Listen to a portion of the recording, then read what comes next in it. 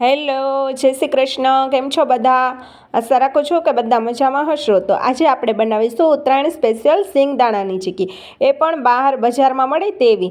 તો ચાલો રેસીપી શરૂ કરીએ. અને એના માટે આપણે અહીંયા સિંગદાણા જોશે 250 ગ્રામ અને 250 ગ્રામ જેટલો ગોળ જોશે. બે ભાગ આપણે સરખા લેવાના છે, સિંગદાણા અને ગોળનો. હવે આપણે સિંગદાણાને એક કડાઈ અથવા પેન લઈ અને એમાં આપણે 4 થી 5 મિનિટ માટે શેકી લેવાના છે.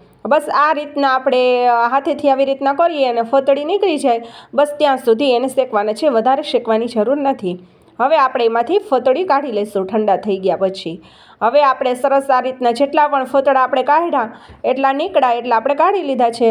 હવે આપણે મિક્સર જારમાં એને અધકચરો આપણે થોડોક ભૂકો કરી લઈશું, આખો પાખો એમ, સાવ એકદમ ફાઇન પાવડર પણ નથી બનાવવાનો. હવે આપણે ગોળ લઈ લઈશું. આપણે જે ભાગનો 250 ગ્રામ જે ગોળ લીધો હતો એ આપણે ગોળ લઈ લઈશું અને એકદમ સરસ આપણે એને ઓગળવા દઈશું. બસ ખાલી 1 થી 2 મિનિટ તમે એને હલાવશો ને એટલે ઓગળી જશે. અને ખાલી આપણે એમાં 2 થી 3 ચમચી જેટલું પાણી નાખી લઈશું એકદમ પાયો કરવા માટે. હવે આપણે ગેસની સાવ લો ફ્લેમ ઉપર એને સતત હલાવતા રહેવાનું છે. બસ આ પાયો થતાં તમને 8 થી 9 મિનિટ લાગશે. અને આ રીતનું આપણે એમને હલાવતું જવાનું છે. બસ 2-3 મિનિટે તમારે છે ને આ રીતનું પહેલાં ચેક કરવાનું, જેથી કરીને આપણે ખબર પડે કે આપણો પાયો કેટલો લેવાનો છે એમ. હવે તમે જોશો કે હજી આપણો ગોળ એકદમ ઢીલો છે, આમ હાથમાંથી આપણે અને તણાય એવો લાગે છે રબર જેવો, તો આપણે ફરીથી એને 1-2 મિનિટ પાછું એને આપણે હલાવતા જશું અને પાયો પાછો તૈયાર કરશું. હવે આ રીતના થોડોક ડાર્ક કલર થઈ જશે ને એટલે તમે ફરી પાછા આવી રીતના ગોળના ડ્રોપ્સ નાખી અને પાછું તમે ચેક કરી શકો એમ. ખાલી 2 થી 3 સેકન્ડ એને ઠંડુ થવા દેવાનું છે અને ફરી આપણે એને ચેક કરી લઈશું. તો આપણો ગોળ તમે જોશો તો એકદમ સરસ કડક થઈ ગયો છે. અને આ રીતના તમે પાણીમાં નાખો એટલે પાણીમાં કાકરી નાખો ને એવો અવાજ આવશે.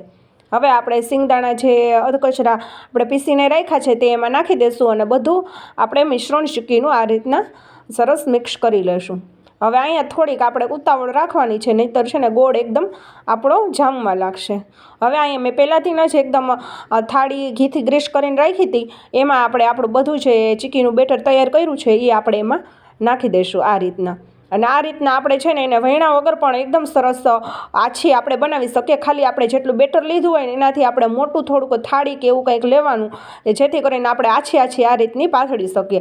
અને કોઈ પણ આપણે વણવાની ઝંઝટ વગર પણ એકદમ પાતળી જે ચીક્કી મળે છે ને એ રીતની આપણે બનાવી શકીએ. હવે આપણે આ રીતના આપણે બધી જ ચીક્કી સરસ થાળીમાં પાથળી લીધી છે. હવે આપણે એમાં ગરમ હશે ને ત્યારે જ આપણે એમાં ચાકુ વડે આ રીતના કાપા પાડી લઈશું એમ, એટલે આપણે જોઈએ એવા પીસ આપણે કરી શકીએ.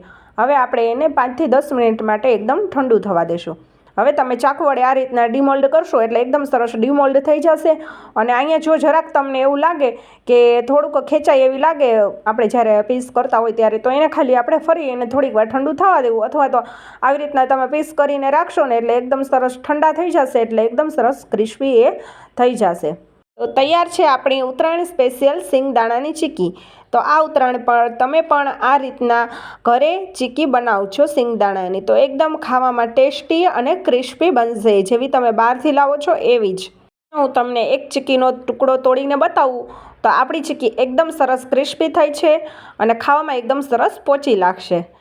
તો જો તમને મારા રેસીપીના વિડીયો ગમતા હોય તો ફેમિલી અને ફ્રેન્ડ્સ સાથે વિડીયો શેર કરજો અને વિડીયોને એક લાઇક અને ચેનલને સબસ્ક્રાઈબ જરૂરથી કરજો.